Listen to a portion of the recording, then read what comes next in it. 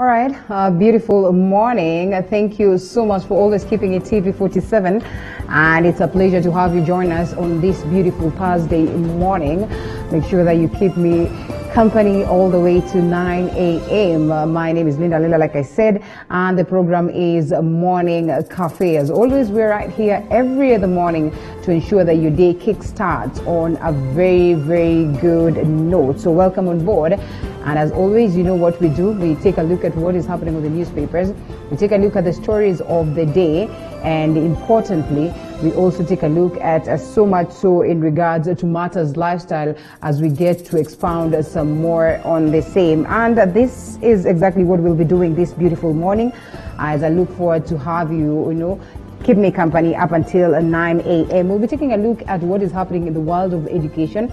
And so much has been happening, so much has been put to question in regards to the same. So ensure that you keep me company. But importantly, we first of all take a look at the stories that are making center stage in the world of news. But we do not go without forgetting without reminding you that we are on DSTV officially to channel 268, that is TV47. And we had our reporters traverse different parts of the countries yesterday. And of course, they filed different reports. They told us stories that are down there across all the 47 counties. And importantly, they told us what it is that it felt like for the lovers of TV47 to officially again get to join DSTV. So let's cross over and pick some of the stories that were picked by my very own team. And of course, we come back to expound some more on what is on the world of news. Pomp and color marked TV47's debut on DSTV as the station painted Nairobi city red and blue from dusk to dawn. This follows the premiere of TV47 on DSTV on Wednesday at 11 a.m. And we took the party to Kenyans at various parts of Nairobi County, among them Kangemi, Kawangware, Ngara, Pangani and Kariobangi. And for some of the lucky fans and viewers who came across the TV47 caravan, it was Christmas comes early with plenty of giveaways up for grabs. Huyu presenter ni presenter? Mimi najua DJ, Selector Ndola pale. Hapana, DJ anaitwa nani huyo show yoi? Anaitwa DJ Moas. DJ Moas! Tuko hapa kuhakikisha kwamba tunawalipia fare wakati mnaenda nyumbani.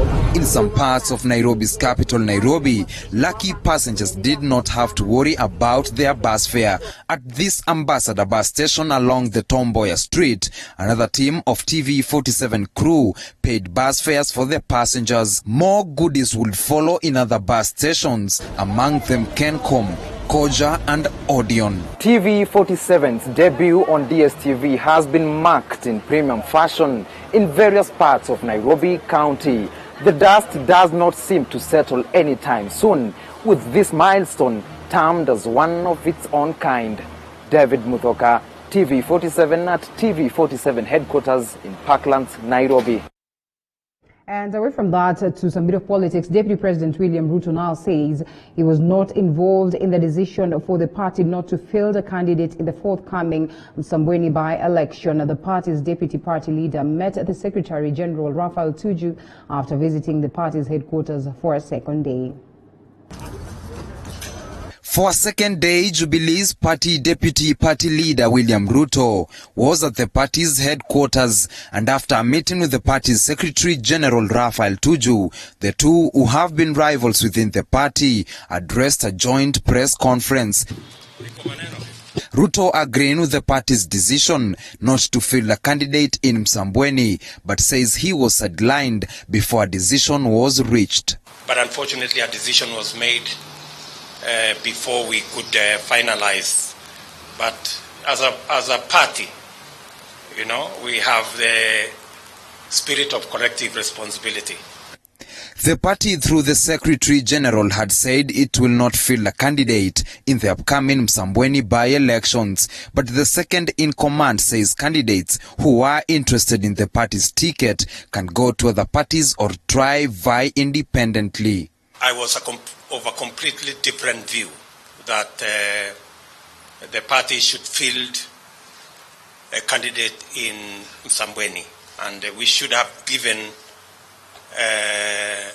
the good lady here a chance, together with the others. I'm sure she's not alone. The seat fell vacant following the death of the Member of Parliament, Suleiman Dori. Tuju insists the decision was reached at after a series of meetings. We also considered other schools of thought prevailing within the party that participating in the by-election is an important way of revitalizing the party at the grassroots level. Among the candidates who are eyeing for the seat is Charlotte Akinyi, who defected from ODM to join Jubilee, only for the party to withdraw in the race. I need direction, because this is not fair, really. Where is the space of women in this country? Where is the space of the youth? Hii ni makosa sana. And I want to really wish her well. I don't know in which way, because this is the party she wanted to run. But I'm sure she will find alternative routes to the ballot. Msambweni by-election will be held alongside Kahawa Wendani, Kisumu North, Dabaso, Wundanyi and Lakeview wards on the 15th of December. Away from that, the Council of Governors have expressed their displeasure with the advice of Chief Justice David Maraga to President Uhuru Kenyatta on dissolving Parliament. The Council says that the action will have dire consequences on the government processes. ODM party leader, on its part, says the Building Bridges initiative will solve the two-third gender rule stalemate. In a statement to newsrooms Wednesday, the Council of Governors stated that the Constitution is anchored on inclusion, equity and good governance, and all state organs are obligated to obey the Constitution and remain faithful to its principles. The Council notes that failure to pass enumerated laws may lead to the dissolution of Parliament. However, the Council underscores the negative implications the decision might have, especially at such a time when the country is battling the COVID-19 pandemic. ODM Secretary General Edwin Sifuna and Westlands Member of Parliament Timothy Wanyonyi have also poked holes on Maraga's advisory. They say the Independent Electoral and Boundaries Commission has to be reconstituted in the event an election is to be held. ODM, kwa sababu sisi tunatoa suluhu, si kuongea tu, we have proposed a mechanism in the BBI for automatic appointment of judges after a certain period. Shida na president wamalizane huko. Parliament is independent. The president has no power to dissolve parliament. The Deputy President William Ruto says the conversation has to stop skirting around women and reach out to all other people who are underrepresented. Hatuwezi kuendelea na mjadala unaoegemea upande mmoja. And that is the conversation we must have as a country. The conversation cannot continue as it has been. We must be ready for a new conversation, for a new discussion in Kenya. A discussion about everybody. A discussion about those who are vulnerable, those who are marginalized, the people who are poor, the people who have no jobs. That is the conversation we must have. On its part, Amani National Congress Women League calls for a dialogue to find a middle ground to avoid a constitutional crisis. Mwangi Maina, TV47, Nairobi. And away from that very story by Mwangi Maina, let's go to schools and what the situation is like in the country. And schools plan to reopen. The reality of learning under the COVID-19 pandemic will indeed be a challenge for many. But some institutions of higher learning are cracking it already, like our reporter Zainab Mohammed reports.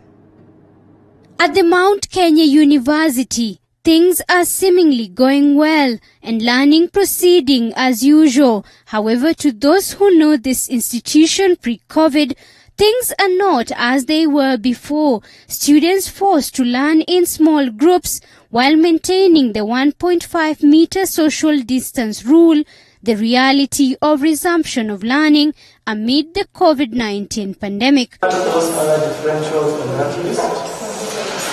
Dr. Juliet Gadara, the Dean at the Mount Kenya Medical School, says learning has changed in a big way since the reopening a few weeks ago. Open for about 2 weeks now, We are going to our third week. Our preparation was very intense because we had to have all the Ministry of Health, Ministry of Education protocols in place, and they actually had to come and verify them. Then you had to call the students, retrain them again, tell them what to do, what not to do, and then start. It was a staggered start. It's not the way you just come to class. You teach them in small groups, widely spaced, then you even have to remind them how to interact with each other, all the way up to the hostels. Even the numbers they sleep per room was reduced. According to Dr. Juliet, the institution of higher learning has been forced to use a hybrid way of learning that utilizes both face-to-face and online learning. Very, very interesting. Because the reason why they came back was for the clinicals. Yet for the clinicals, when we go to the hospital for teaching practice, we have to be careful without compromising on what we are supposed to teach them. That is why so far we've only done the final year, because the final year, they were the last semester, we're basically polishing up.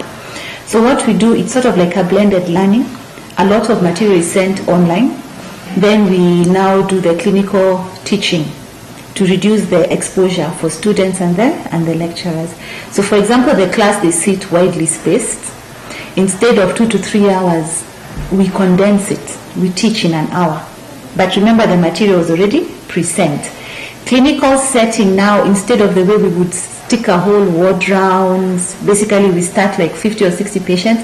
Now you minimize it. You divide them into smaller groups and you do more of what we call bedside teaching. You teach per case. And despite the reopening being a huge relief to the students, fear of exposure to the deadly virus is just but one of the challenges facing them. Personally, I had 4 or 5 people who passed away to corona during the outbreak when I was home. So now that I was going to come back to school, and healthcare workers are the ones who are on the front lines who commonly suffer from the problems to do with corona, I was a bit fearful. But follow rules, wearing masks. We have curfew, so you have to be at home by 9, and compared to pre-COVID, you would stay up to maybe midnight looking at cases and reading a lot from the wards, learning a lot from the wards, and right now that has been cut short. The time you have to spend in the hospital is less compared to the last time, which is a challenge because we would have liked to learn more. Dr. George Mukaya, a lecturer at the school, says learning needs to continue amidst the pandemic, expressing his confidence in the return to normalcy in the education sector eventually. Normalcy definitely will get back. The question is a matter of when, not if. So we definitely know we are going to return to normal. The issue will be when. Hopefully it will be sooner than later, but that will be remained to be seen. Despite COVID-19 paralyzing the education sector for about 7 months now, it is evident that slowly but surely normalcy might just return as stakeholders see a dim light at the end of the tunnel. Zainab Mohammed, TV47. Thanks, Zainab, for that report. Now, picture this, living inside a cave for over 1 year, where you are at the mercy of Mother Nature, wild animals, and all manner of hazards. In Naivasha, a 70-year-old man, homeless, has been living in a cave since he's unable to raise house rent or bus fare back to his village in Nandi. Our Naivasha-based reporter, Willie Dennis Njeru, has that report. It's been a year now for one Morris Kiben Karan, who was called this cave his dwelling after he was unable to pay his house rent. Kiben, who is now 70, hails from Kapsabet in Nandi County. Beneath the hills of the Kinamba Quarry to the north of Naivasha town, we find a covered cave whose dweller is away. In no time, he surfaces with a bunch of firewood and seems malnourished. Kiben tells me that he is a firstborn in a family of 7 children in a polygamous family of 3 wives. He is quick to point out that he is in his rightful mind, only that life is a bit hard on him currently. My food, I tell you, I get from these women who are just selling things here because they know me well. So it is now, I'm going for lunch now to take them kuni. I get my water from these mothers here because when I go with the 2 bottles, they give me water. When it rains also is when I have water to washing myself and my clothes.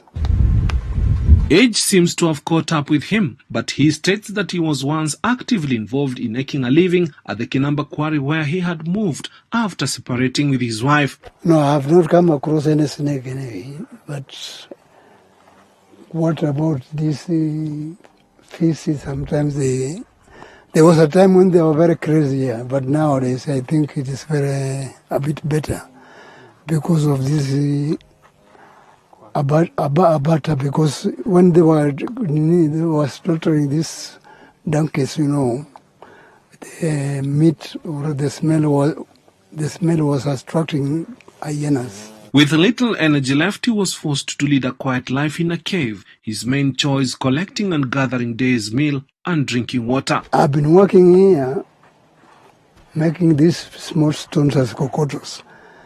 And the payment is not so something adequate. It is not that I'm lazy. They know me, I work. But even payment is a problem. But he has not given up. He has one wish. My call is that if I can get any assistance, the better. And that's also, that person could have saved my life. At his age, Maurice Kiben will be better off in his ancestral home. For now, that remains his only wish, going back home. Indeed, east or west, home will always remain the best. I can say there's no good moment here, because all the time is problems. Reporting for TV47 from Kinamba, Naivasha in Nakuru County, I'm Willie Dennis Njiru.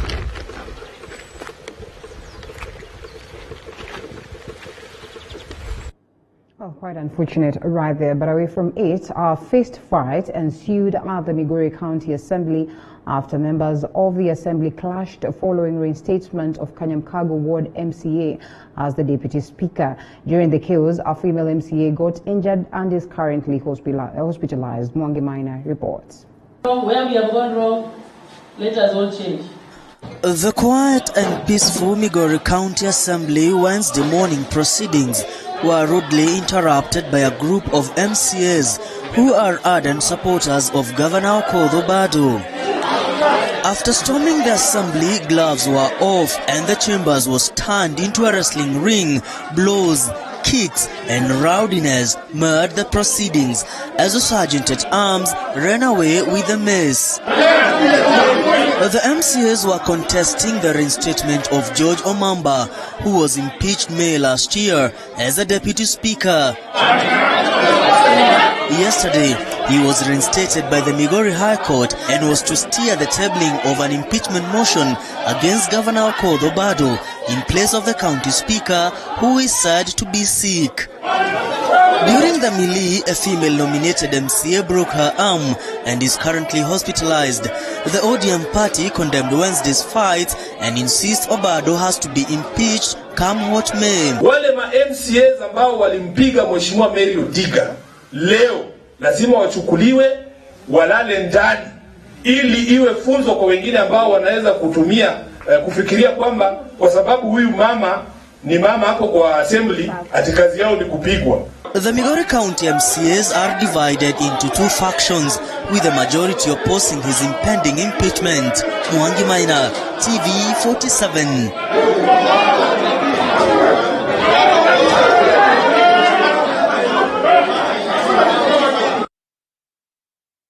Many parents in the country are at crossroads following reports that schools might reopen next month.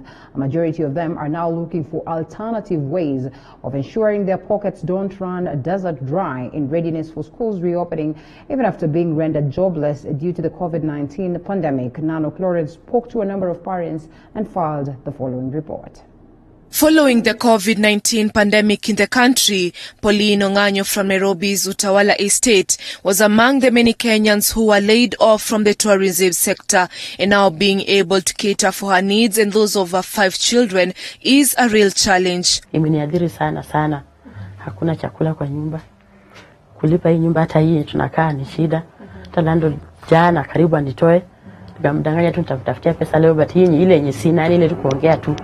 ile yenye sina. This state forced Pauline to look for alternative ways to sustain her family, ways which cannot be compared to her previous profession. And when all eyes both of parents and students are glued towards the Ministry of Health announcing the school return dates, there is no financial preparation Pauline has made for her 4 children in both primary and high school. Magawa anasema wataenda tu, but ile najua tu watafukuzwa juu wangu wote ni private. Before hiyo kazi ikue walikuwa tu private. Sasa vile imesha sasa, I don't know vile nitarudisha shule, ni ngumu sana kwangu. Hata sijaji prepare. Sina pesa.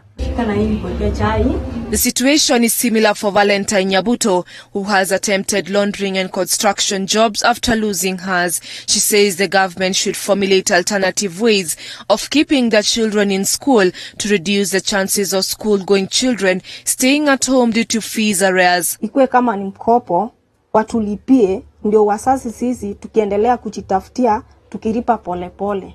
Parents have dared to indulge in various forms of economic activities for their pockets not to run desert dry in order to succeed in returning their children back to school when they reopen. Nanok Lauren, TV47, Utawala, Nairobi. Thanks, Nanok, for that. Now it's time that we take a short break and we're coming back with the newspapers. Don't you go anywhere.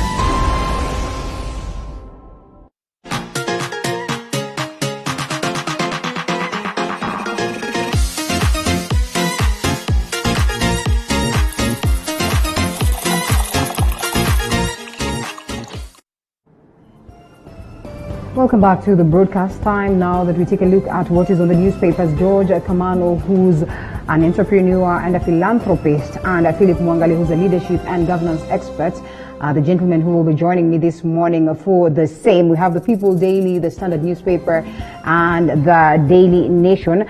And of course, we'll go straight to it. This is the People Daily that I have right here, scrolling down there, the first page, and or the front page. And Uhuru heads to court as Raila falls Maraga, a story that we've been talking about for the better part of, this week, and actually last week, after that advice that was given to President Uhuru Kenyatta by Chief Justice David Maraga on Friday. And AG is set to challenge advisory to dissolve Parliament on the three fronts: resources, timelines for new elections, and absence of a valid High Court order to Parliament before CJ's letter.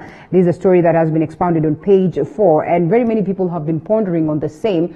And there's been that silence from the president. Probably now this move by the AG speaks volumes of what it is that the president would want to do. So coming to you, gentlemen, first of all, good morning. Good morning to you. Gentlemen, good morning. Linda, good morning. Yes, good morning. I'm not able to hear the gentleman. Good morning. Oh yes, now here we go. Good to have you, and I am certain that you must be itching to, react to this. I've had a series of panelists that have been given different reactions to the same, and we've seen what has happened in different quarters in the country. What do you make of this move by President Uhuru Kenyatta? Well, as we can see, Maraga has done it again. He's creating confusion right before he leaves. His tenure ends in January, and it seems it seems like a travesty that he just happened to have thought that we haven't met the requirements of the 2/3 gender rule just a few months before he left. So what we're trying to tell Kenyans is that we can't, before they start choosing, before they start electing their leader, they have to consider there's a third force, a third party.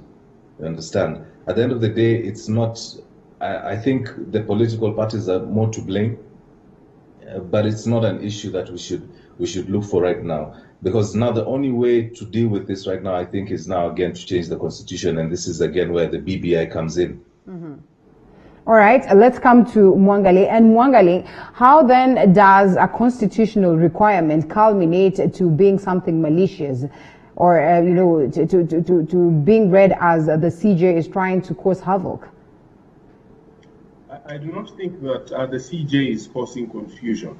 I think it is our culture that has led us to confusion, because we do not have a culture of constitutionalism. The only thing that CJ Maraga has done wrong is to make this call later in the day, because he should have done it way back after the timelines had lapsed. And remember, the Constitution in the 5th schedule provides for timelines within which Parliament was to have passed all these laws. And the 2/3 gender rule is not the only law that Parliament failed to pass within time. There are several others that they delayed. And I think CJ Maraga should have done this way back. And he's not the only person who has been calling for the dissolution of Parliament. The Law Society of Kenya, through the President Nelson Harvey, had also called for dissolution. So I think what we have here, the problem we have here is not Maraga. The problem we have here is that we are trying to play catch up to the Constitution. The fact that members of Parliament now are now fighting Maraga instead of finding out how they can actually comply with the Constitution. It's not just about Maraga's advisory to the president. It is about the Constitution. So as we tackle the problem, we must ask ourselves, has the Chief Justice made a call within the Constitution? If the answer is yes, then we try and find a way of working to remedy the situation. But if we find Maraga as the problem, then we run away from the real issue, which is paying fidelity to the Constitution, Linda. All right, this very same story has been captured on all the newspapers on the front page. The Daily Nation paints a different picture, and they say President Uhuru Kenyatta opposed the gender rule from the start. And of course, 416 numbers of senators and MPs who will lose their seats in President Kenyatta's, if President Uhuru Kenyatta decides to dissolve parliament. So President Kenyatta had reservations about prescribing quotas for a particular gender for elective posts. I do not know how this is read into, because we all acknowledge the fact that we've seen President Uhuru Kenyatta also, strongly saying that there is that need for the parliamentarians to proceed and do that during a meeting of lawmakers at the Great Rift Valley Lodge in Naivasha, that is in 2010, to discuss the draft constitution, and of course, in particular, this aspect of two-third gender rule. Of course, President Uhuru Kenyatta is seen to have gone against that, wasn't quite sure of whether indeed the two-third gender rule was something to sail through or not. It wasn't concerned about the gender rule. It was a meeting that MPs deleted an initial general clause on gender equality and elected bodies and replaced it with a more specific requirement with the parliament, which had failed to legislate on the same, prompting a call for it to dissolution. And this is a story that is ongoing. We'll be expounding some more in regards to the same on the next segment. Also, it's a very same story that has been captured on the front page of the Standard newspaper, also in regards to this and the move that President Uhuru Kenyatta is going to take on the same. But away from that, now that we do not have much time to expound some more, and we have a different story, Cabinet is set to discuss a school timetable, a story that has been captured on page 8 of the People's Daily. And what we've been treated to at this particular time, as we try to deliberate on whether we should have our students go back to school or not, is what many would term as lots of confusion. First, what do you make of this, Kamano? And do you suppose then that we should have our students back in school come October? Yes, I fully support that we should have our students go back to school, because as I had earlier stated that Corona is something that we have to deal with and we have to live with for the long term. So there's no better remedy than to start it now. There's a book called The Shock Doctrine, and it's basically what it talks about is baptism by fire. Because as we know, our government is very what we do. We take the top-bottom approach. So first of all, the best way to start this is let the students go back to school. Let us find the better measures to follow. Let us see if there are any complaints. By the time the rest of the country comes back to school in January, we'll have different measures. We'll know what better directions to follow. All right, and Mwangali, this is something that, yes, everyone is deliberating on. At some point in time, it has landed CS Magoha, into a deep where very many people argue that maybe he has just not done, magic, or has not done well in terms of addressing this particular issue of students going back to school. First of all, with the kind of preparations that we are seeing the government set up and the declaration that parents might have to struggle some more in regards to getting their students. So then what happens? What do you make of this? Should we have our students go back to school, or we should wait until January? Definitely, there is need for our children to go back to school. Mm-hmm. That is a fact. But I will borrow Magoha's statement from way back, I think when this thing was beginning. And he said, there is no hurry. No one will die if students miss a whole year. That was his statement. But I think, unfortunately, Magoha has not been very clear. And all these memes, all these cartoons that have described him are very accurate, because he says one thing today, tomorrow he says the next. So even within the same press statement, he's very conflicting. So my point is this. Schools are enclosed environments, and I'm talking about boarding schools especially. These preparations that we've seen Magoha going around the country and saying schools are prepared does not really capture all the schools. There are schools where you have a class of about 100 people or 60 pupils in one classroom, and these children are already crammed up in those classrooms. So if you want to maintain the regulations that the Ministry of Health has proposed, then you will need to build 5 more classes for one class. That is, if you want to build a class for class 5 pupils, you need to build 5 more classes, and you now you have from class 1 to class 8.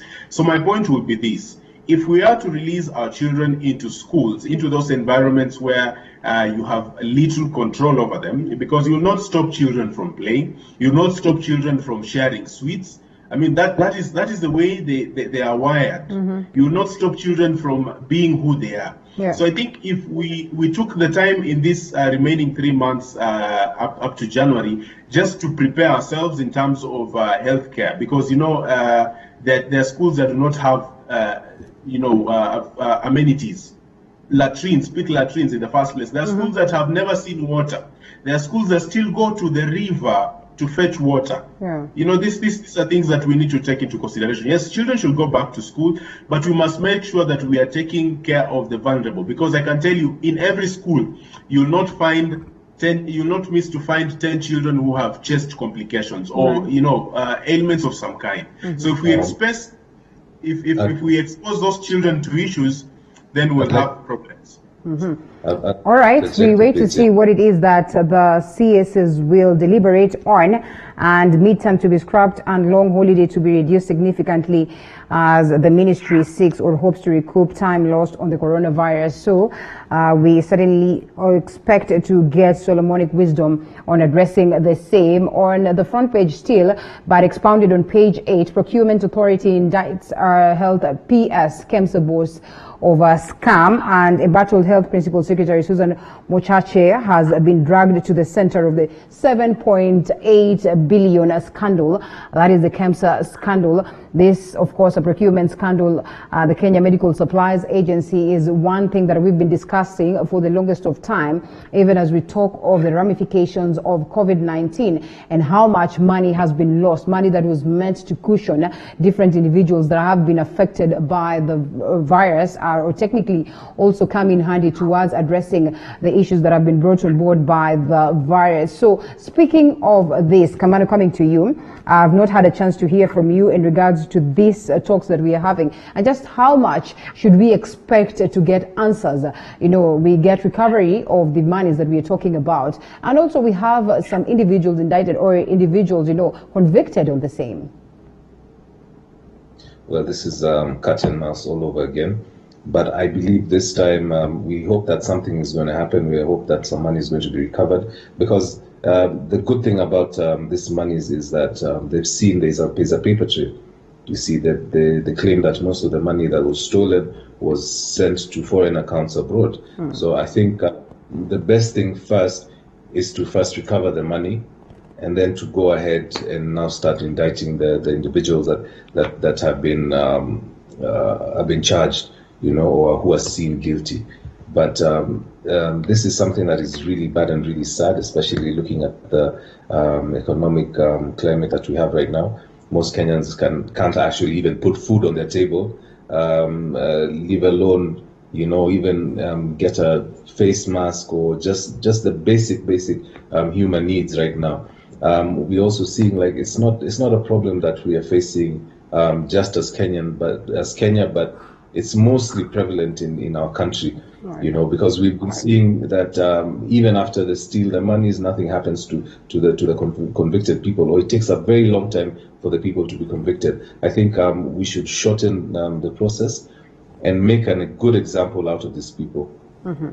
All right, away from that, a story on page 6 of the People Daily is also a story that we've worked on with my team, and speaks of what it is that is looked at as a quash of Ruto's interest, that is the Deputy President, after Jubilee officially declared that they're not going to field a candidate for the Msambweni by-elections, and Charlotte Akinyi Hawa had resigned from ODM to join Jubilee so that she would be able to vie for the same seat as, of course, a Jubilee candidate. But this was quashed, and the DP expressed his disappointment in regards to the same, and said that he was not consulted upon this declaration that Jubilee will not front a candidate. This is pretty much a common scenario right after the handshake.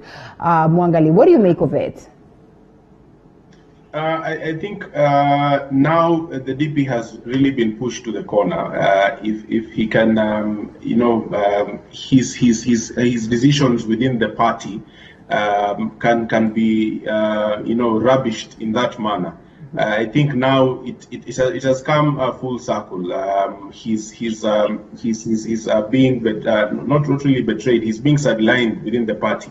Has come full circle, and the fact that he had to go to the party headquarters to really find out what was going on and talk to the Secretary General. I think for me it was just putting up a face that there have been consultations going on within the party. But he was very clear. I think if you read between the lines in his statement, he was very clear that a decision had been made without him, without consulting him, and so he was just sort of acquiescing himself with that decision, so that it will not be seen that Jubilee was divided. But we actually know what the facts are on the ground. Jubilee is no longer Jubilee as a party as it then was. So that is really the point. But the other bit that we should also not miss is this point that when a member of a party is denied nominations or fails in nomination, the most probable course of action is to move to another party or run as independent. If you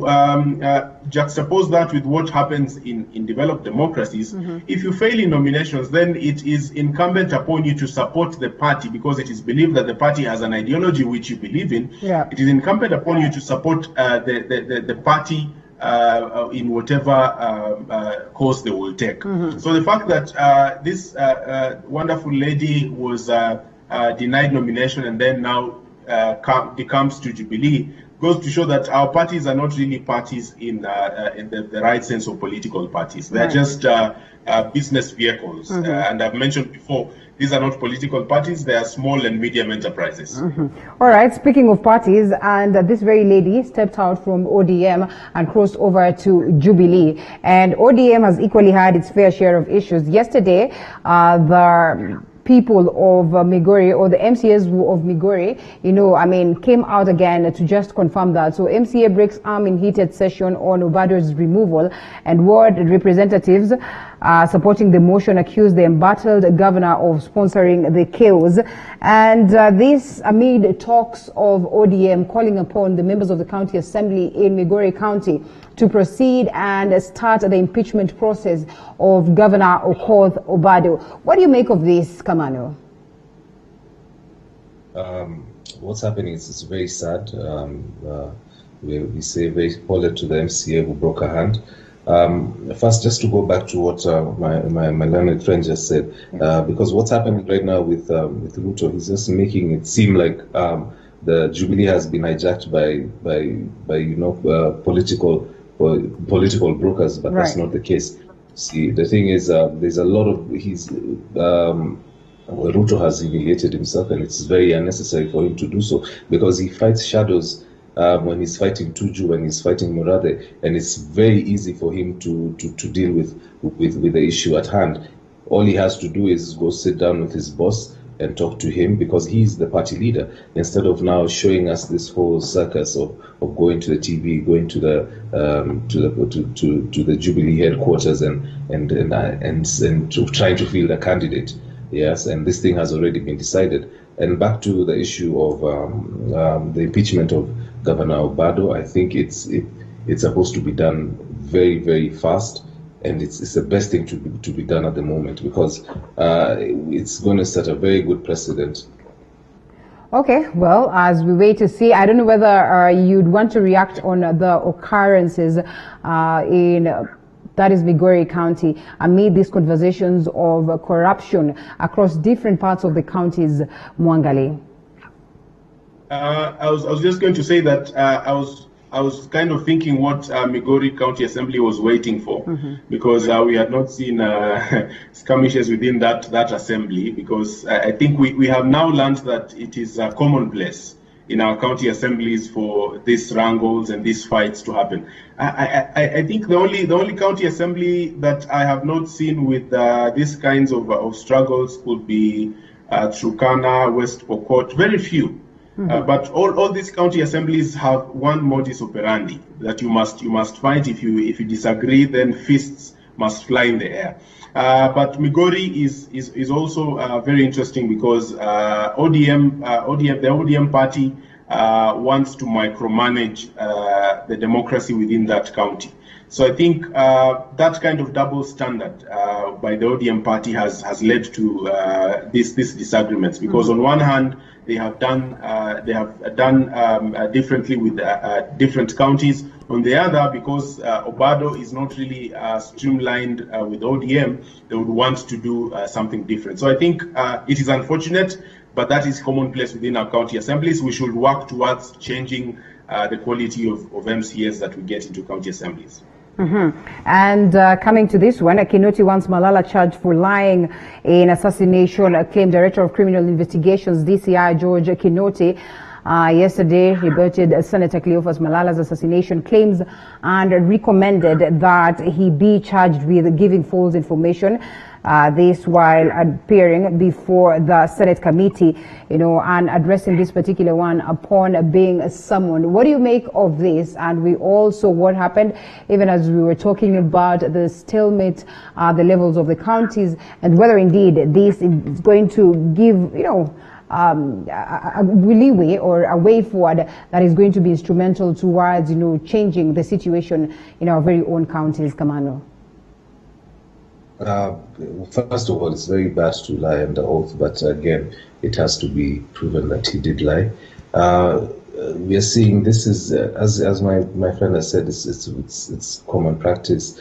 There's a lot of he said, she said, and it just goes back and forth. So I'm not sure for the best remedy for the long term, but I think what I strongly believe is that this thing should be dealt with as soon as they come, because when we put them and shelve them, they always come back and bite us in the future. All right. Okay. And yes. I think Malala's case has two sides to it. Yeah. One, he made claims, which claims I think majority of Kenyans do not believe because of his dealings within Senate. And I think I must take the opportunity to mention this, that the kind of lobbying that is called lobbying in this country involves bribes, involves intimidation, involves all those things. So there are senators who are guilty of feeding from different sides of the political divide, and they're given lots of money to take different directions. And so I think that there are senators who are guilty of feeding on both ends. And so that said, Malala's case could be a case of hunting with the jackals and the foxes, and then presenting yourself when the sheep are being fed and asking for a share of the sheep's meal.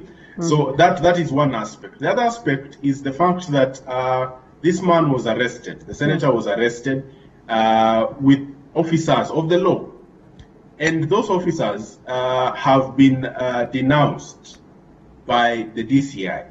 So that leaves the question, if the DCI does not know who arrested, the individuals who arrested Malala, then who is masquerading using police resources? That is a question that we must ask. If then there are no masqueraders, then it means that the DCI is not being clear. And that is unfortunate, because I'll borrow what George has mentioned, that people are lying under oath and doing it with a straight face. So I think we have those two things. We have politicians and members of parliament who are not clean, and then we have arms of government and apparatus of government that are not straightforward and that do not operate within the law. Okay, as we take a look at what is on the front page of the Standard newspaper, did Maraga hand Uhuru BBI sword opposition chief Raila Odinga, his troops and President Uhuru Kenyatta's allies seek refuge in BBI as Chief Justice David Maraga alters the political arithmetic, which may now go or be an anti-BBI as MPs allied to Deputy President William Ruto, and I mean have question marks in regards to the same and whether indeed the BBI should sail through, or we should have a constitutional talk on matters amendment. And that is a story that I think we've touched on. A DP's rude awakening at Jubilee House. We've also touched on that. Military to take over police, state farms and planes. That is a story that also has been received differently. First of all, I don't know whether you've been able to set eyes on this particular story, Commando. Not yet, but what I can say right now is I think with all the plunging of state resources, I think right now it's the best thing to be done. We've been seeing it with our county, with case Nairobi County. You see a lot of money was being lost. There was a lot of inefficiency. A lot of state ministers, none of them even was staying for about 3-4 months. You see, but that tells you there's a lot of bad governance. You know, maybe this time around when we have military at the helm, you know, things are going to have order, things are going to be done. Because we've seen in the past about maybe 1-2 months, a lot of change has been done. You see, it's not only, it's not very, right now it's mostly cosmetic than it is, you know, the real works. But we're hoping that because we've seen such changes in a very short time, it's going to have big changes and it's going to be better for the Wanjiko, you know. Yeah. Linda. Yes, there are only 3 functions of the Kenya Defence Forces under the Constitution, Article 241. One is that they are responsible for the defense and protection of the sovereignty and territorial integrity of the country. They can also assist and cooperate with other authorities in situations of emergency and whatnot, and they can also be deployed to restore peace in whatever area. Those are the 3 functions of the Kenya Defence Forces. When we start bringing them into public service, for whatever reason, whether it is because the president has now found that other state agencies cannot work without corruption, it really does not matter unless we want to amend the constitution and say that the Kenya Defence Forces should now be involved in civil service and public service. I think we have a problem of not really tackling the issues. If we have an issue of corruption, then let us install people of integrity in those offices. I mean, if these state farms and whatever the president wants the KDF to take over have been dogged with corruption, then handle the people who are in those positions, because he's the one who appoints those people into those positions.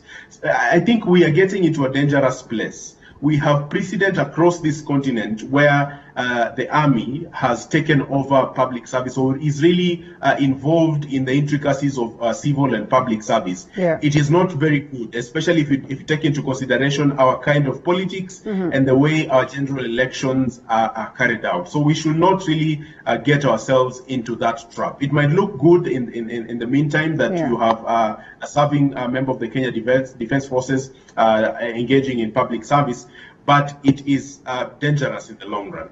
All right. Well, we wait to see how this will be received, whether this will be challenged or what happens. I mean, not forgetting what also happened to the Kenya Meat Commission, something that got very many people questioning just what move it is that the government is seeking to achieve, or just what exactly it is that the government is seeking to achieve when they move it from that point to a militarized sector, or what would be looked at as that. But away from it, DP grudgingly accepts party's decision not to field a candidate in Raila's stronghold. I think we've talked about that. Another story right here in regards to matters farming in the country and heartbreak for farmers. This is the story.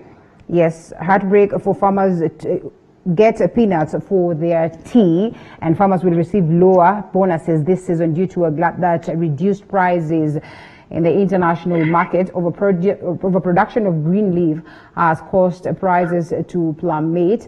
So the Kenya Tea Development Agency chairman, that is Peter Kanyagu, warned yesterday that some farmers are going to face it rough on this one, but some they have proceeded to protest the same. and high deductions to finance the agency's operation had reduced their earnings. This is not the first time amid even this the repercussions that have come on board after COVID-19. And something also in relation to matters farming, it will cost you more to put ugali on the table. This even as Kenya will import more maize next year to cover for the anticipated deficit due to depressed short rains. Growers have warned setting consumers up for higher food prices, a story that has been captured on page 34. Kamano, coming to you. Really, it's been very hard for us to get it right on matters ensuring that we have food security in the country. Just what can be done? Especially when it comes to the tea, I think it's out of our hand because it's set by international bodies. But I think what we can do right now is to add value, because what we've seen happening is something called reverse globalization. It's throughout the pandemic, it's a good thing and it's a bad thing. So reverse globalization is where now the countries see that they have the capacity to produce. Since we have the infrastructure, we have the EPZ, we have everything, why not add value to the tea and export it, as a finished product as opposed to a raw product, And also, when to the other issue concerning our food insecurity, it's just a game also these people play, because we should be having enough maize right now, and also because of the agriculture stimulus that was given by the COVID kitty, I think it should be enough to import maize. But as we said before, this what happened was it was a momentary. It was not something that was supposed to help our economy in the long term. It was just a short-term economy, and that's why I accept that the government is trying to open up the country much faster, opening schools and everything, because it affects our micro and micro economy. We need the economy to go back. We need people to start making money. We need Wanjiko to start earning. We need people to borrow. We need to kickstart our economy, and the only way to do it is to open up our country. All right. We are seeking sustainability on the same. Food security is key. What do you make of that, or the stories that are captured on the front page of the Daily Nation, and most importantly, the situation in the country in regards to attaining food security? Mwangale. I think, Linda, there is no serious country that imports its staple food. I think if you search across the globe, countries are secure in their staple food, and the fact that maize is staple in this country should actually point us to that direction, that we should not be importing maize. And I can tell you for a fact that being a farmer myself, that there is enough capacity to produce maize even for export. Mm-hmm. If you remember, I've just not long ago, the chairman of the Strategic Food Reserve, Honorable Wekesa, had announced that there was sufficient maize in the stores, there was sufficient food in the stores. Mm-hmm. But there's a current situation where you have some government officials who will want to benefit from maize importation.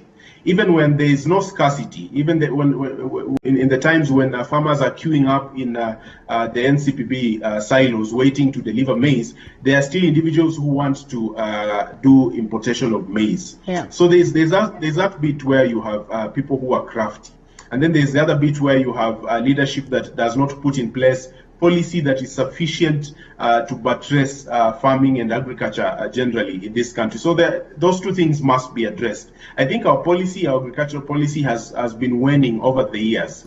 We have had policy that is not catching up to trends. We have had policy that is not catching up to our population increase. We have those two things.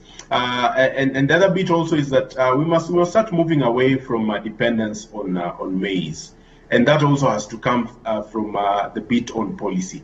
Kenyans must be encouraged to grow other foods that take shorter durations and can feed the country better. But top of all, we must make sure that our policy is not skewed towards importation. We must be focused on sufficiency, and sufficiency which is beyond our consumption, so that we can also look at exporting our staple food.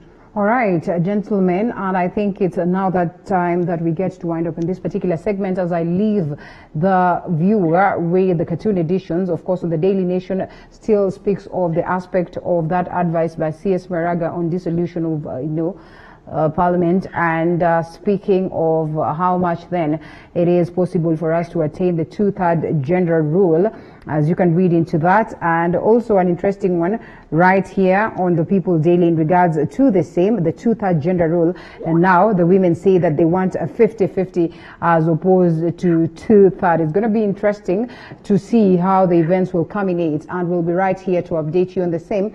Let's now cross over to a different segment on the current affairs, still on the stories that have been captured in the newspaper, and what I read for you is that definitely some of them that we're going to pick and expound some more with the guest of the day after this break.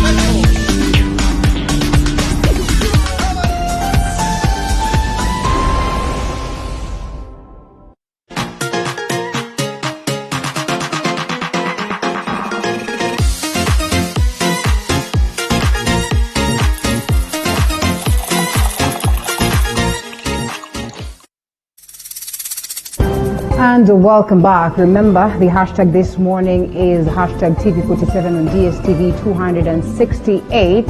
And we'd love to hear you and just get to sample some of your comments as we proceed with this show. You can as well call us live 0768095491 or SMS us on 22047. Let's get to sample some of your comments as we proceed.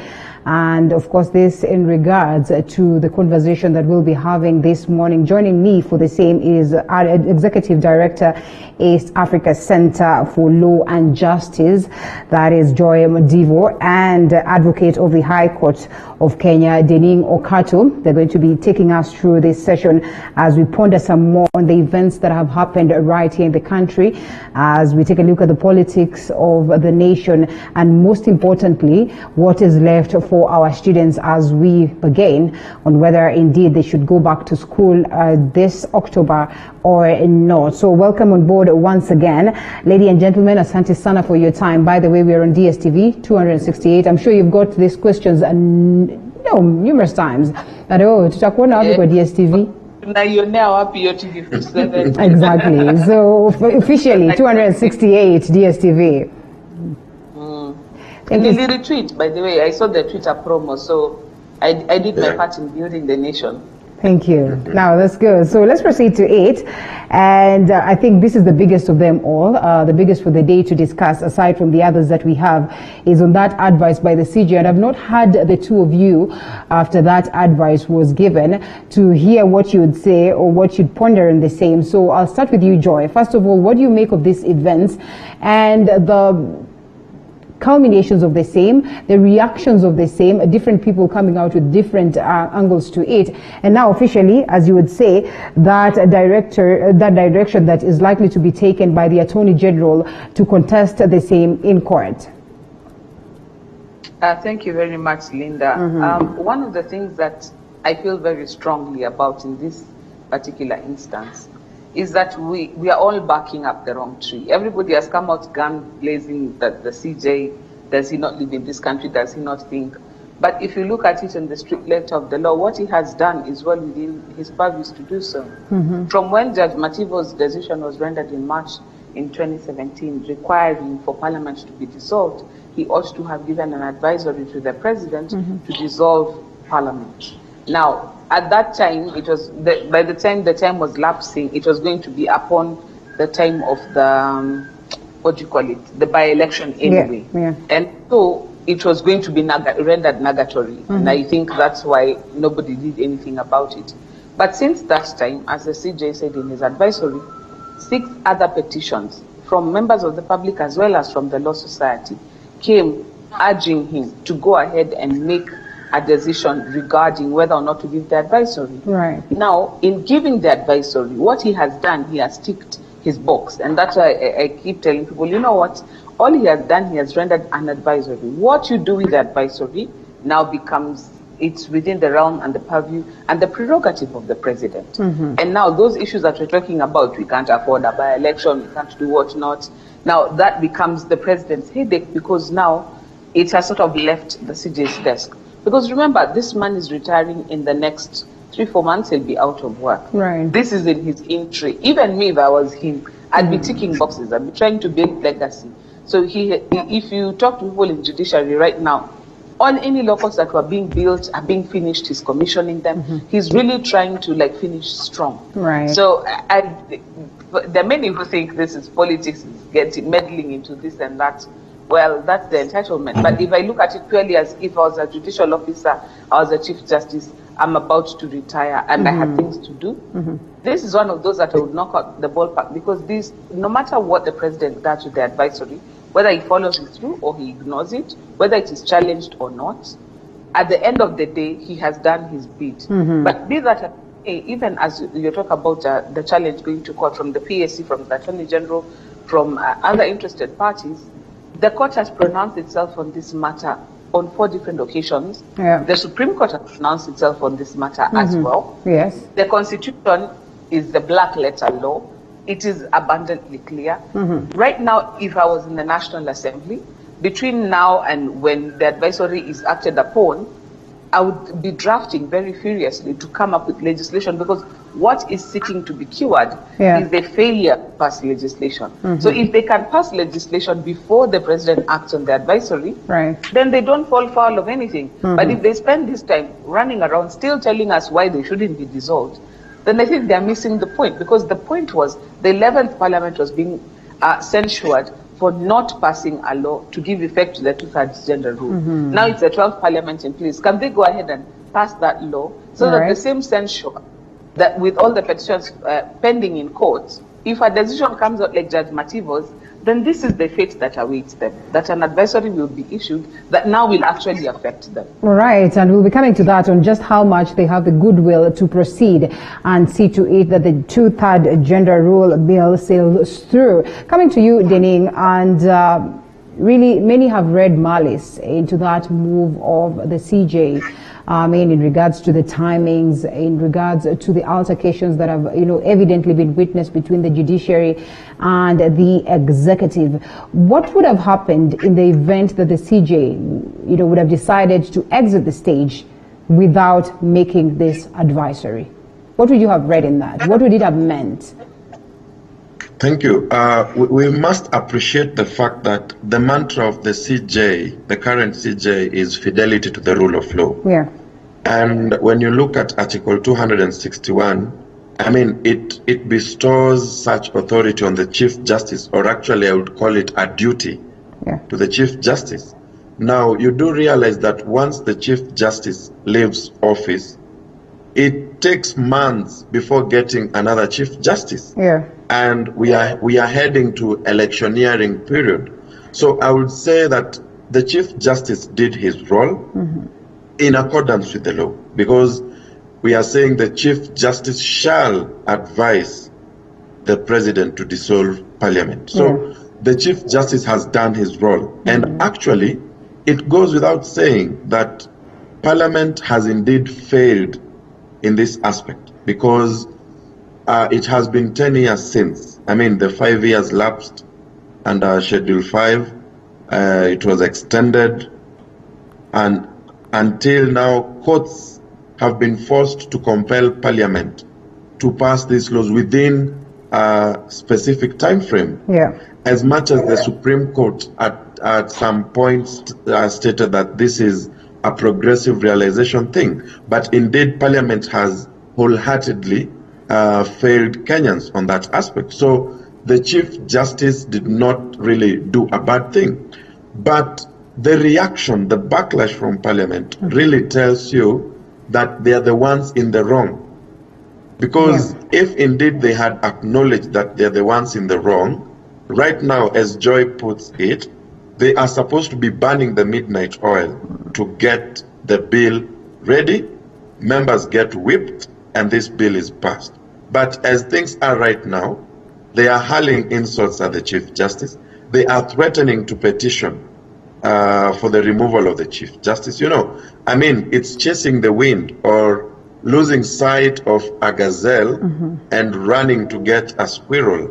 So for me, I would say parliamentarians are really letting us down. Right.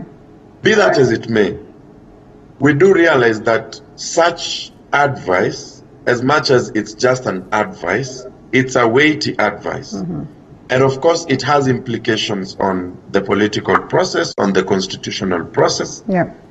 What will happen, like right now, if indeed the president decides to dissolve Parliament?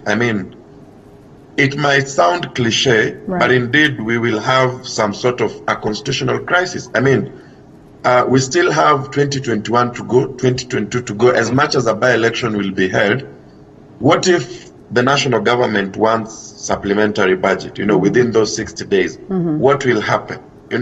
So these are some of the things that we look at. And I've said somewhere else that in these times is when you look at the greater good, or rather the national interest. All right. So speaking of I do agree that the Chief Justice made the correct move, but you also have to look at the impact of such a move. All right, and Joy, coming back to you, many would argue that in as much as we fear the ramifications of the same in terms of what would be considered as a constitutional crisis, I mean, as it stands, we already have the crisis. It is, and one of the things I've been trying to point out to my friends in the National Assembly, it's not Maraga who created this crisis. It is them by the continual refusal to pass this bill, to pass a bill, whichever bill. There have been numerous attempts, I think up to 6 attempts, or that number, to try and bring a bill on the floor of the House, and they always soundly defeat it on the basis of, we can't have women just coming here, where will they even sit? You know, just really not very sound arguments. They're practical arguments, but they're not very sound arguments. Why? Because this is a puzzle to which a solution can be found. It's not an impossible puzzle that, you know, some Chinese came up with. You know, those Chinese puzzles that no solution unless you went to the Himalayan mountains and the gods bequeathed you the answer. This is one of those ones that has several, there are several suggestions. Mixed member proportional representation, for example, where people elect parties, and the parties now nominate on the basis of gender, ethnicity, and all those other things, so that the responsibility is on the party to achieve the balance. We have also talked about having a rotational process. Remember when the ladies were mooting for a sunset clause, so that this particular article is only given 20-year lifeline. And in that 20 years, you cluster the constituencies into 4-4, and in each election cycle, each constituency gets to elect a woman. So that at the end of the 20-year cycle, each constituency has had at least one woman MP elected, and the women have had the opportunity to showcase their leadership. Then moving forward, people have had that idea of having a woman as an MP, because there are some places that would never ever happen. That one was also soundly rejected. We've made also the suggestion that, okay, let us revert back to the 210 constitution, to the pre-2010 constitution, that is the 210 constituencies, and then the other 80 seats on top, leave those to be nominated seats, so that you make the numbers. The same way we do in the Senate and in the county assemblies, where you elect a certain number, and a certain number is dedicated for nomination. Was soundly defeated. So it's a puzzle that has several answers. But all the answers, apana tutaki, apana tutaki. Okay, then now, as Denning has correctly pointed out, Schedule 5 didn't even give them timelines. So the timeline was presumed to be within that election cycle. That was 5 years. The Supreme Court told them, apply this progressively. Again, that was within that election cycle. They sort of ignored it. Okay, when the Nyachai Commission was wrapping up its work, it said, okay, fine, you know what? In the Constitution, you can expand time by 1 year. Parliament went ahead and rushed ahead and expanded the time to pass the gender rule by 1 year. That one has expired. They have run out of options. It's either you pass a bill or we dissolve. You pass a bill or we dissolve. So that's why I'm saying the only way out of this quagmire, even with all the opinions that everybody's rendering and everything, the black letter of the law is clear. We gave ourselves a constitution that put in the gender rule. Whether or not we like it is a matter of conjecture. In fact, if you even ask me, with the argument that's going on right now, even if the women are successful, we have years of bad blood to get over before women leadership is appreciated. But be that as it may, that's what we said in the letter of the law. The National Assembly, everybody took an oath to uphold the Constitution, amongst many things, to uphold the Constitution. The only person who did the oath like that was Ababu Namwamba, and is no longer there. So these ones here, they have to uphold the Constitution. And that means they must give us a bill that they will pass into a law that it gives effect to how elective gender parity will be attained in the National Assembly, which has to be a combination of the ones elected and nominated numbers to make it up. How they do the math, with the wage bill and all the other things, so that's their hidden. Okay. And speaking of which, I'll still come back to you to point out whether indeed they have the goodwill to proceed and do that, and looking at the reactions that we've been treated to.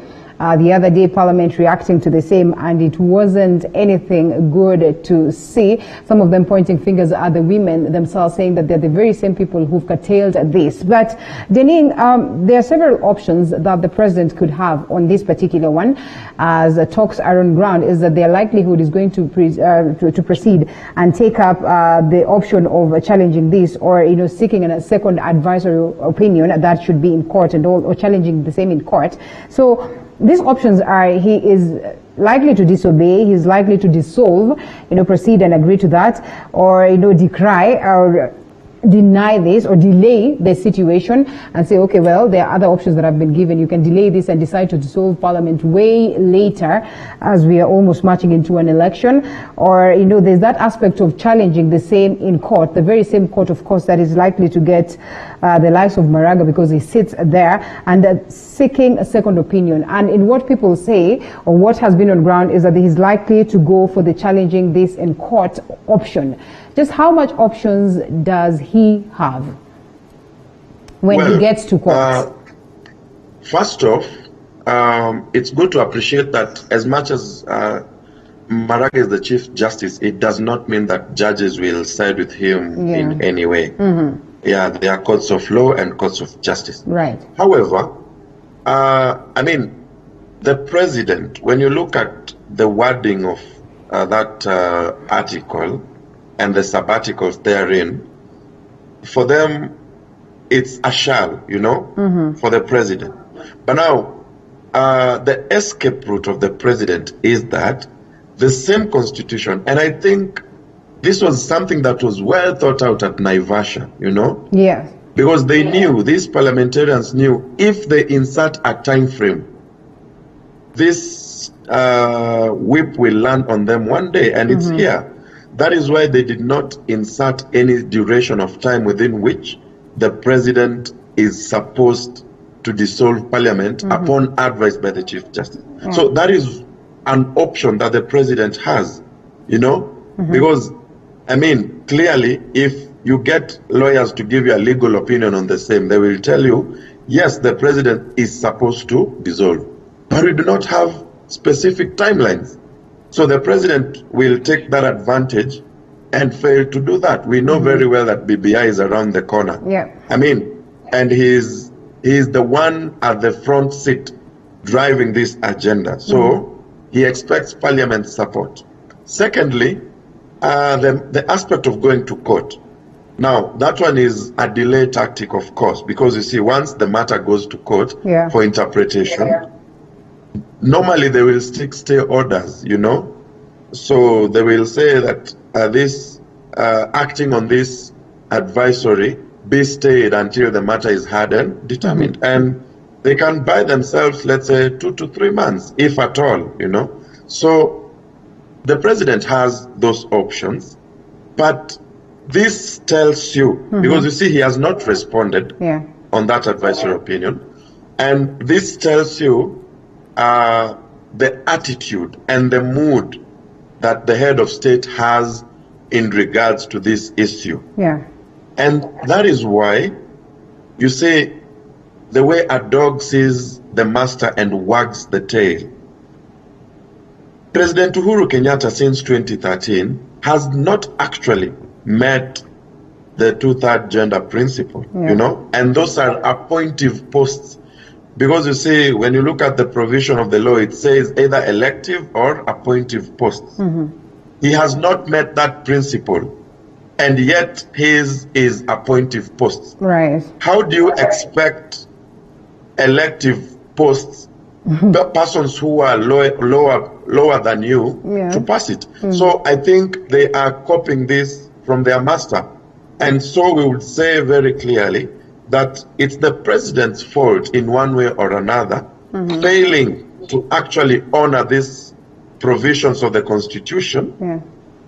That is why parliament has such an attitude. And I like the fact that the Chief Justice called the attitude of parliament lackadaisical, lackluster. Because, all those times, you cannot tell me that you cannot find an option. We have very senior and good minds in that parliament. So it's the attitude, it's what they are learning from their master, and that has been worsened because they always now come together in such times. Even if the times when we had an opposition, when the gender bill issue comes to the floor of the House, wanakuwa kitu kimoja, and that is why this bill has not seen the light of day.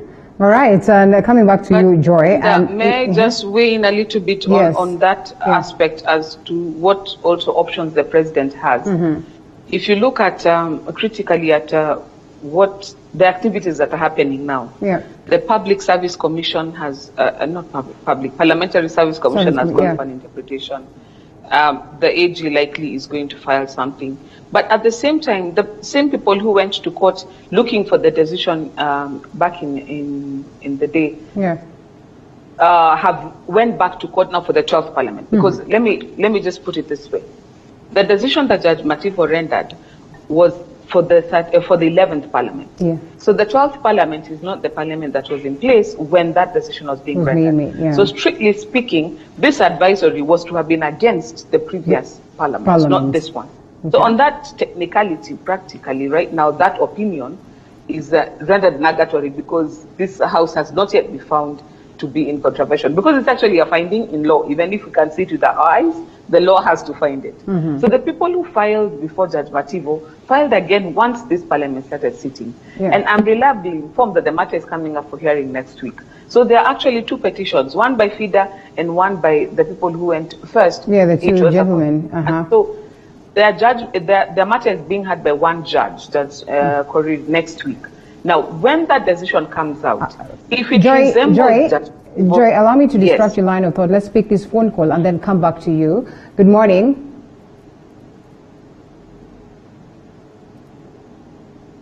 Good morning.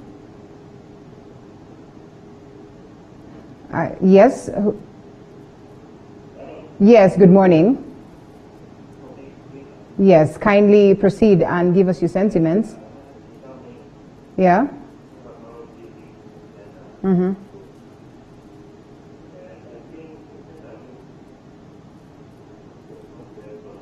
Yeah. It also infringes the rights of voters. I think the MPs would have done if they have worked on the way out to scrap off that article from our constitution. Oh yeah. Because we may blame people for not implementing the constitution, but some of the things that are in this constitution is practically impossible. If we implement such a thing, already Kenyans are faced with high cost of living because of high wage bill. Therefore, when we talk about implementing a two-thirds gender rule, it means a lot of people are going to be absorbed in the system of governance. Then it means the common woman in the society will be disadvantaged. Therefore, the way out, the Chief Justice has made his decision. He has done as what he's supposed to do as per the Constitution. Right.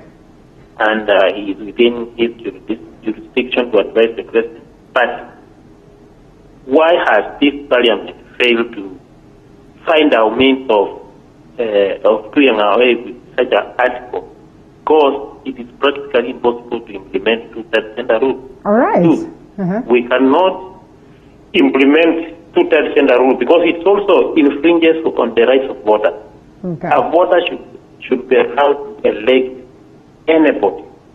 And if they want to empower women, they need to come up with a ways of even finding a means of giving them money to contest for this seat, but not to create special seats for special people, for certain people in the name of women or people living in the city. All right. We need to find a means of how we are going to do away with such articles that are infringing on the rights of voters. I think that's the second thing. All right. Well, that's an interesting view right there. Coming back to you, Joy, he is not of the idea that we should maintain affirmative action. And he also says that this is a violation of the people because they're the very same people who are supposed to go out there and elect the leaders they prefer. So if they choose to elect the gentleman, then there's nothing you can do about that. And he says that it is unattainable to have the two-thirds gender rule. So why don't we proceed and scrap this off? But yes, I know that should be in future. That should be the conversation we have in future. But what about what we're talking about right now? The future is here. Oh, the future is here. In 2010, we kept saying we'll deal with it in future. It's 10 years on. The future is now. Yes. But that argument does not hold water, and this is why. Pre-2010, we all used to elect a president a member of parliament, and a councillor. And we used to do this in the context of one election, and we did this for 210 constituencies. That same constitution went ahead and expanded it to 6 elections in one day, created 47 counties. Surely we cannot say that this is unattainable because the wage bill is too high. Do you imagine what we did to our wage bill when we passed the 2010 constitution?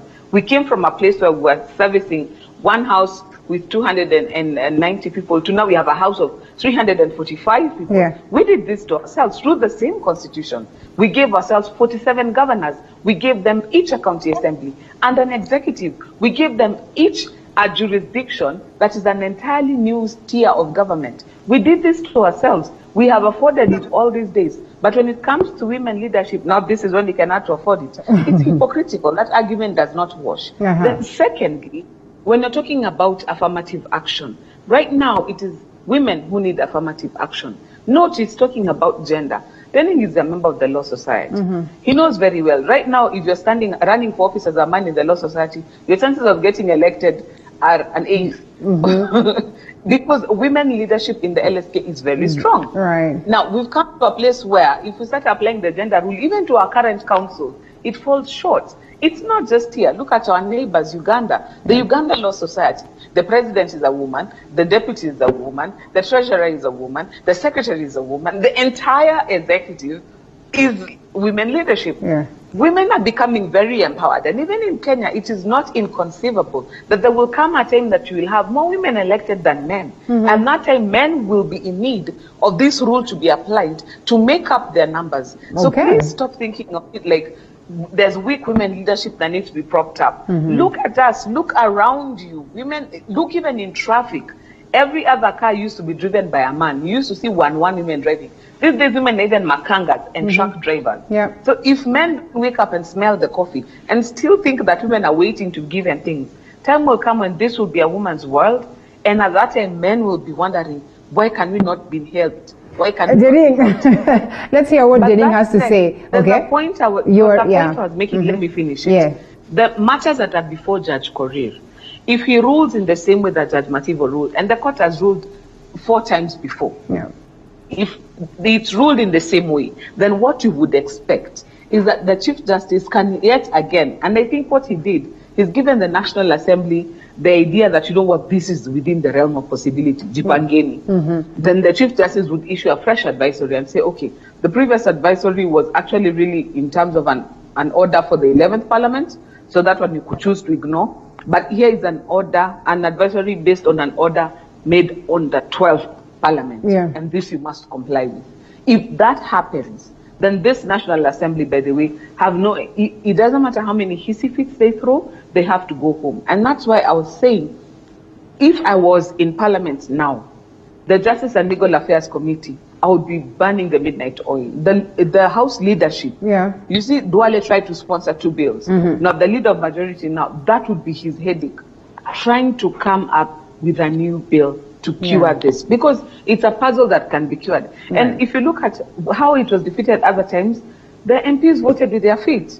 They simply hit quorum hitches, because you need to have at least 233 MPs to pass this one. So they just didn't turn up. An abrogation of their duty. So I know the president has not complied with the appointed posts. I know everybody else is still trying to play catch up. But nyinyi ndo mumeshikwa leo, tafadhalini stop saying mbona mnatushika na wale wengine hamjawashika. Mwizi ile siku anashikwa, anadiliwa naye, anapelekwa kotini ile siku ameshikwa. Right.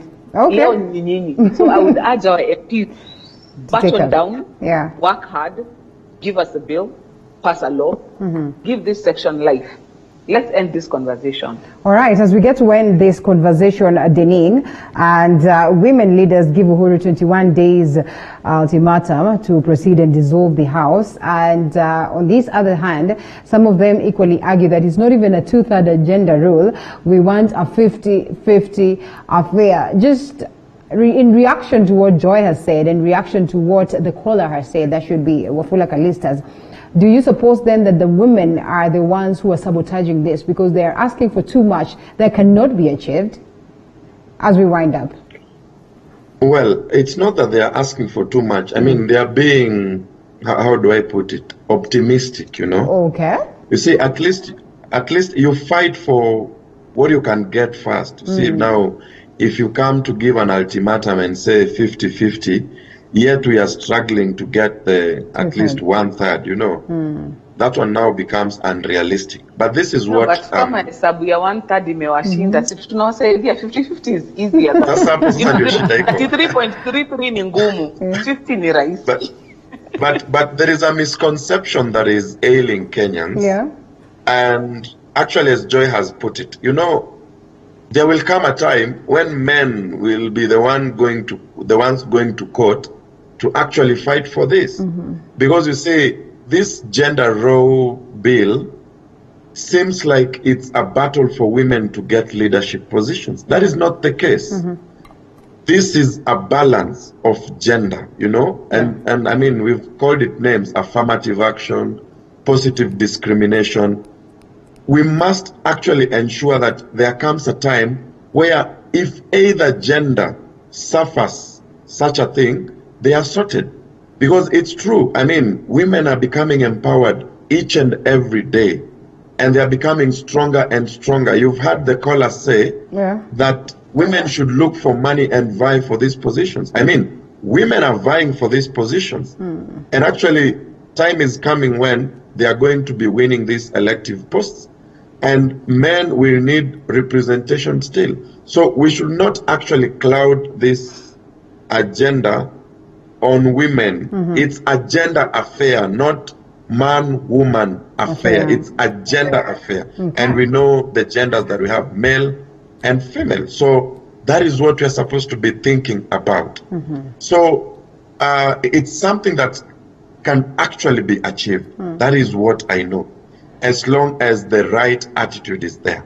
I like the fact that now the 12th Parliament shall be compared, possibility shall be compared. So it's to wait and see. But how I wish, as I had stated earlier on, because if indeed the president had the correct attitude towards this, I mean, it's all about doing a PG and whipping those members. And I mean, the bill will pass like yesterday. All right, so let's briefly shift gears, but almost on the same tone. Charlotte Akinyi Hawa is a lady who resigned from ODM and crossed over to Jubilee with the hope of being nominated or, being fronted as Jubilee's candidate for Msambweni. But then again, to the shock or to her surprise, yes, Jubilee decided that they're not going to front a candidate on this particular by-election, maybe in the spirit of the handshake, or in what would be looked at as in the spirit of the handshake from what we've seen also in the past occurrences of by-elections in different parts of the country, something that did not rub so well with the deputy president, who also was fronting the same lady for this particular seat. I am certain that you're privy to this information, Joy, and I'd love for you to react on the same. First of all, what does it speak about this aspect that we're talking about women and the aspect of democracy where parties should allow their members to have the chance to go out there and battle it as would be, of course, or as would be considered as their right constitutionally? In regular times, you'd expect that a by-election is a chance for a party to grow its numbers and its influence in the House. But in the spirit of the handshake, clearly this is no longer necessary, because whether it's an ODM MP who goes in or whether it's a Jubilee MP who goes in, they're still batting on the same team, as it were. And so I think that is what informs the decision that, this was an ODM seat to begin with. There's no need to antagonize our brothers in the handshake, so let's just sit this one out. You saw the same attempting to be done in Kibra, but that didn't quite pan out. But eventually, Kibra worked out as it did. So I think maybe the deputy president has not been in Jubilee House for a while. He's been sidelined for long. So when some of these decisions are being reached, he's not in the know until when he turns up at the table thinking he's fronting somebody, and then he's told, no, actually, it was discussed and finished a long time ago. So yesterday we saw the dysfunction in Jubilee come out to the fore very strongly. But I'm glad at the stance that the deputy president took, rather than the usual, dress down that you were expecting. No, we are still going to meet on the ground, Manenos. He said, you know what, the party position, accept it, whatever decision had been made. If the madam wants to run, let her talk to me personally. I will support her on a personal level, but as a party, nimekubali matokeo. I hope this also informs the culture of, if you're not successful here, you jump and go here. We need to come to a place where political parties allow members space to actually exercise their right, especially nominations. Because there's some of these places where the election is won and lost at the nomination stage. So if you don't allow people enough time to percolate and to bring somebody that they actually can support at that level, then you have effectively rigged the election. So we need to come to a place, we strengthen our internal party politics. And I like also that what we are seeing now, a camaraderie, because not everything has to be a battle. If there's some seats, for example, where we decide, you know what, this was for this party, and anyway, let this party nominate the replacement. Maybe the law should be changed to include some of those provisions, where you say, you know what, on this particular instance, the party nominations gives us, because a by-election really is to finish the term of the MP or the representative who's no longer there. So it's not like you're coming in as, quote unquote, a substantive MP. You're substantive, but it's not a full-term service. So maybe we should make special rules for that, because by-elections are also not cheap. Those nominations are cheap. So sometimes the party can make that decision looking like they're being sportsmen, good sportsmen, but actually they're just saving a penny. They're like, you know what, this one, hatuna hata pesa kufanya, let us follow something else. But the other thing that you was talking about, the advisory and others, I found that to be just, smoke screen, because honestly it has no bearing at all on party politics. But it sounded good when he read it, so we let him get away with it. All right, and still on the very same note, Deningu Kato, what does this tell the DP in terms of, the talks that we're talking about him being sidelined? I mean, is it now time that he reacts politically? What does it speak? Because then many have looked at it as though it's a downfall on his end. It's like, you know what, the rest of the Jubilee members just trying to tell him that, you know what, you are bad taste. Well, this is not something new. We've seen this before. Actually, I mean, the deputy president now knows his position, and that is why he's moving around the country. He knows what he's supposed to do, because, and I'm very certain that he got wind of what had happened, but he had just to confirm that indeed a position had already been taken by the secretariat. So for the deputy president, he knows very well that as at now, he is not a decision maker in Jubilee whatsoever. And the fact that he is a member, because we say once you become a member of a party, depending on the category, be it gold, platinum, or silver, at the end of the day, you must follow the constitution of the political party. And the constitution, the political party creates the secretariat. The secretariat is what runs the day-to-day affairs of the political party. So he has to toe the line. So that is it. But in regards to the fact that this lady moved from ODM hoping to come to Jubilee and get the seat, I mean, these are some of the things that we ought to stop. But of course, we blame it on the lack of democracy in our political parties. Actually, our political parties are doing so badly when it comes to internal affairs management. You must actually bow down to the party leader for you to get something. If indeed you are a human being with your own sense of right, there are some things that are not supposed to be done. So until and as when our political parties mature and get to that level of democracy where we can actually build political parties based on ideologies and issues affecting the normal person, we do not have any political parties. We just have vehicles to elections, but not political parties. All right, well, and we drop that one. Wait to see the developments of the same and cross over to matters education. This continues to be talked about. so much confusion bedevils the education sector.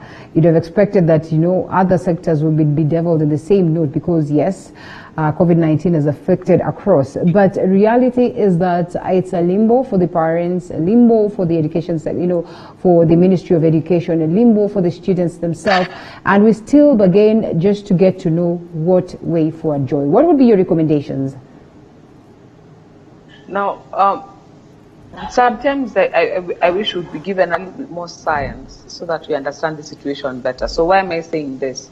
Is in these days that we've had COVID, one of the things that I have learned from listening to the news and from observation is that this thing affects people who are elderly, who have comorbidities, a lot worse than it affects the general population. And another thing that I have learned is that younger people actually more in danger of becoming vectors of the illness, such that they can catch the virus. It doesn't affect them too much, but they pass it along rather than they themselves being affected by it.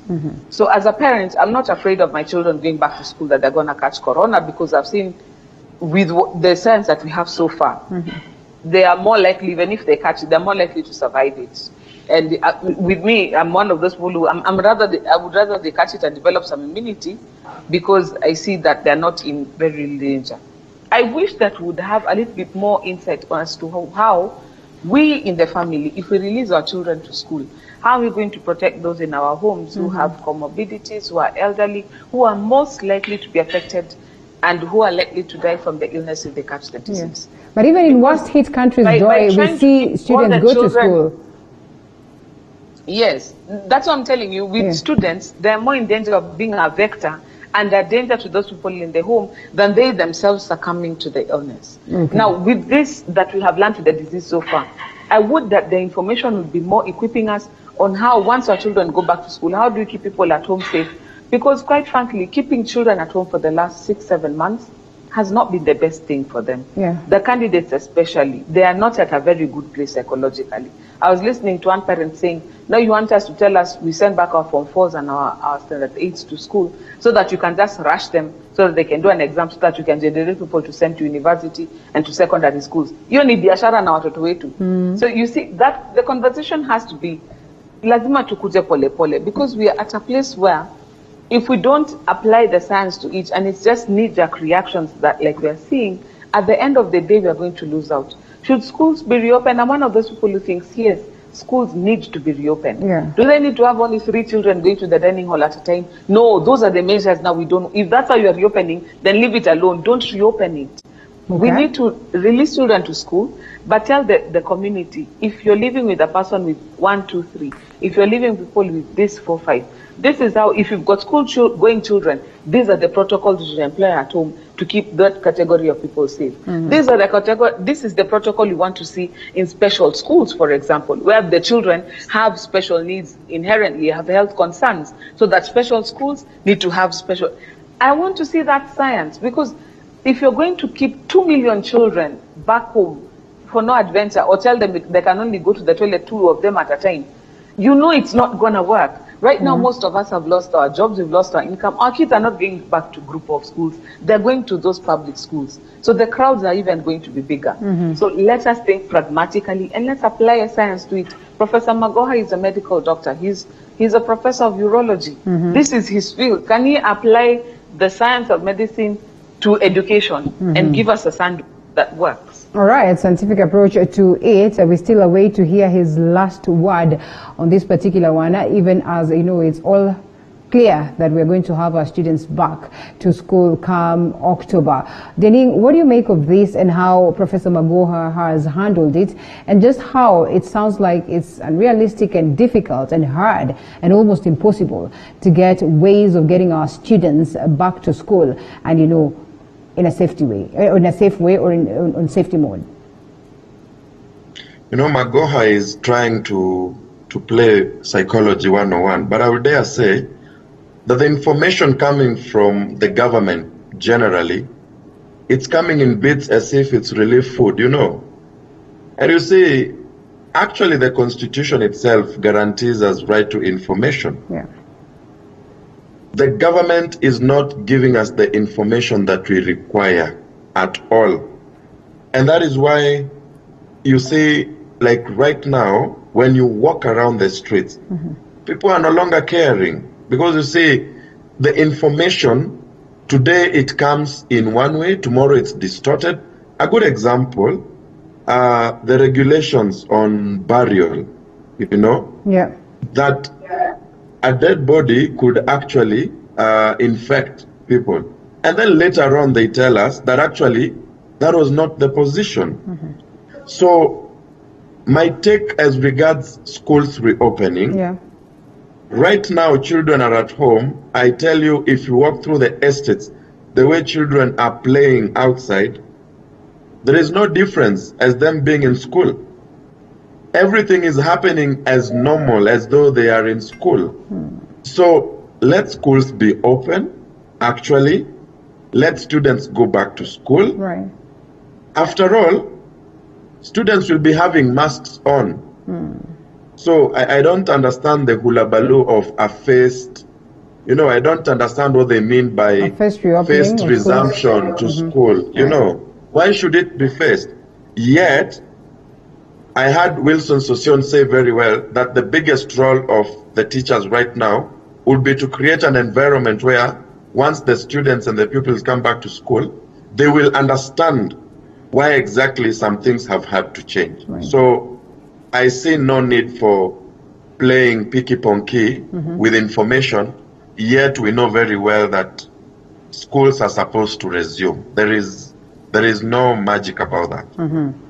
All right, let's face it, Joy, as we say that we should have our students back to school. I mean, just how realistic is it for them to go back to school in October as opposed to going back to school in January, as was earlier on declared by the CS? And while we say that maybe it should not be, phased resumption of schools, reality is that, again, even with the minimal, let's overlook the scientific one that we seek to get, even with the minimal measures that have been put on board, it's evident and clear that our students or our schools, cannot sustain that across different parts of the countries, and the counties.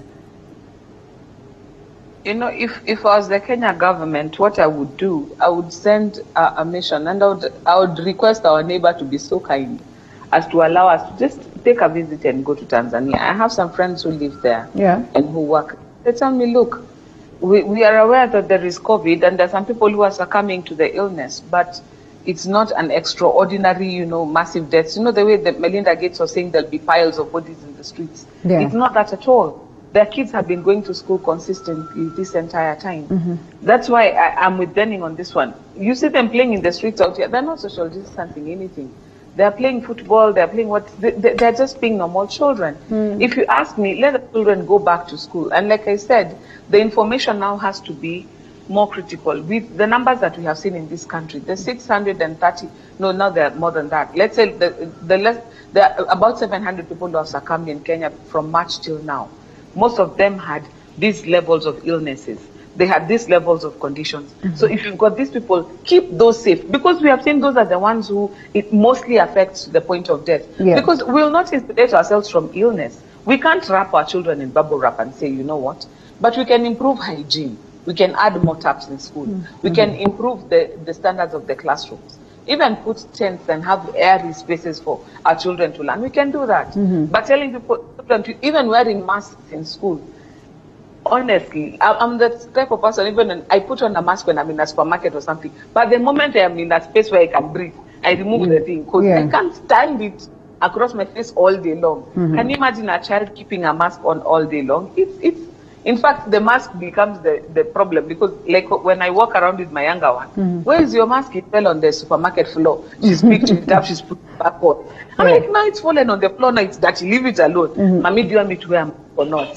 So what do you expect when they're in school? It will fall in the toilet floor, they'll pick it up and put it back, causing them even greater danger. That's why I'm saying we need to have nuanced science. Let it not just look like telling children that they have to sit in the dining hall 1.5 meter apart. You can imagine when you're in high school, you're fighting for top layer. 1.5 meter iko wapi? Hakuna hiyo sana. The one who on top of the pile is going to go in. They are all going for the same potato. We honestly just have to say, you know what? kaa mbaya. Hii disease imekuja, there's no way it is going. Let us deal with our situation and move forward in a way that is practicable. Because right now, if you ask me, more emphasis should be kept on keeping those who are vulnerable safe, rather than marshalling all the 2 million children and telling them, because if you look at this critically, private schools, there's some of them who've closed indefinitely. Unless they get some special government boost, they're not getting back in business. Secondary schools, private secondary schools are going to suffer. The boomerang effect, if we don't have a university intake for the next 1 or 2 years, the private universities as well are going to suffer. Then there will be a gap in the market, because there will be people who are not trained within a certain year. So there'll come a time when they'll be, they're not enough people to even move into the job market. So this has a boomerang effect in the future. So we can't keep schools closed indefinitely, because eventually it's going to come back to bite us. So that's why I'm saying more science, more nuance, a little bit more bravery, because we have seen COVID is a dangerous illness, yes, but it's not as lethal as we thought it would be. So can we just put on our big boy pants and make some decisions now and say, you know what, Europe has got it really bad, but in Africa for some reason, God has spared us. So let's take advantage of whatever it is we have and just give ourselves a break. Let our children go back to school, because there are some school cycles that start, first term is in third term. Like if you're doing this system or the other system, first term is in third term. It's okay. It's okay. It's our reality now. But as the parents, they are complaining out there that I want a person true to it. They honestly do not have money. What walikula kitambo sana? Yeah. And I see it ulikula because you want to. So anyway, too bad. As we get to wind up, we strictly have a minute and a half. Dening, in 30 seconds, what do you expect of the president's address on generally whether to have things go back to normal or not? Let me tell you one thing. We have been subjected to too much fear. I mean, may their soul rest in peace for the persons who succumbed. But you see, in all those months, March to September, those are 6 months, only 700 and something persons, as compared to the persons who've actually gotten healed. The president ought to actually lift the curfew so that things like night travel comes back.